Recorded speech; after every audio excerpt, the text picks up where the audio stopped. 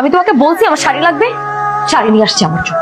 পুরো ওয়ার্ড্রপ ভর্তি আমার শাড়ি। বাবার জন্য কিনলাম, মার জন্য কিনলাম, আমার কি ইচ্ছা করে না যে আমার বউর জন্য কিনি। তোমাকে আমি বলছি আমার শাড়ি লাগবে।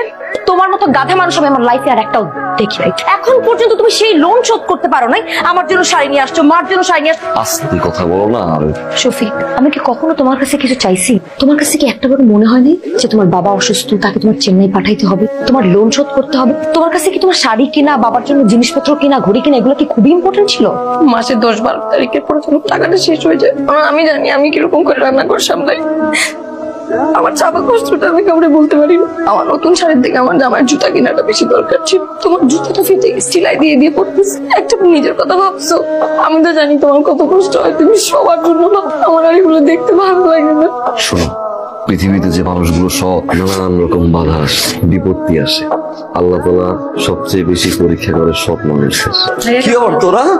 এই রনি, কেমন আছো তুমি? ভাইয়া, রনি আমাকে নিয়ে মালদ্বীপ যাবে তো, তাই ভাবলাম তোমাদের কাছে দুদিন থেকে যাই। রনি, তাহলে বসো মা, আজকে আপ্যায়ন করো। অফিসের সময় হয়ে গেছে, আমি আসি। দেখো রনি, এই গেট লাগিয়ে দাও। দীপা, তুমি রুমে যাও, আমি রান্না বাড়া করছি। ভাবি, রুমটা কি পরিষ্কার করা আছে? হ্যাঁ মা, একদম পরিষ্কার করা আছে। আরেকবার যদি একটু পরিষ্কার করে দিতে। ওর আবার ডাস্ট অ্যালার্জি তো। সমস্যা নেই, আমি আরেকবার রুম পরিষ্কার করে দিচ্ছি। খুব বেশি ভালো না লাগলে আপনি জবটা ছেড়ে দেন। স্যার, সমস্যাটা কোথায় একটু বলতেন? কেন আপনি বোঝেন না? এই কোম্পানির যতগুলো প্রজেক্ট, সবগুলো প্রজেক্টের পারচেজ আপনার হাত দিয়ে হয়। আপনি বোঝেন না? এই অফিসে কাজ যদি কেউ করে, জাকির সাহেব আর মিন্টু সাহেবই করে। স্যার, সমস্যাটা একটু বলেন, তাহলে আমি বুঝতে পারবো আসলে কোথায় প্রবলেমটা হচ্ছে। আপনি যে হিসেব দিয়েছেন আর ডেবিট এবং ক্রেডিটের খাতে কোনোটা সামঞ্জস্যতা আছে? স্যার, আপনি আমাকে একটু দেন, আমি আরেকবার ক্রস চেক করি। কি মনে হয় প্রমোশন কি হয়েছে?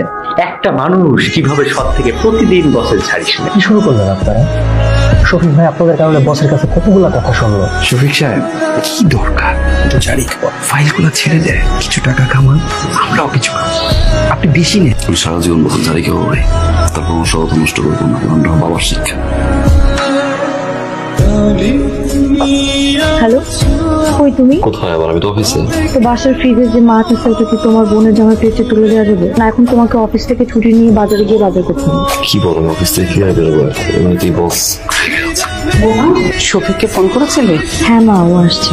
ভাবি, আমরা এসে কি তোমাদেরকে খুব বিপদে ফেলে দিলাম? না না, কিসের বিপদ? টাকা লাগলে বলো, আমি আমাকে টাকা দিয়ে রেখেছি। দীপা, তুমি যে কি বলবো? তোমরা দুদিনের জন্য ঘুরতে এসেছো, তোমাদের থেকে টাকা নিয়ে তোমাদেরকে আপ্যায়ন করাবো? আমাদের অবস্থা অতটাও খারাপ না। ফ্রিজে কি চিকেন আছে? ওর জন্য চিকেন সালাদ করতে হবে। সমস্যা না, আমি তুমি ঘাটি করে দেবো।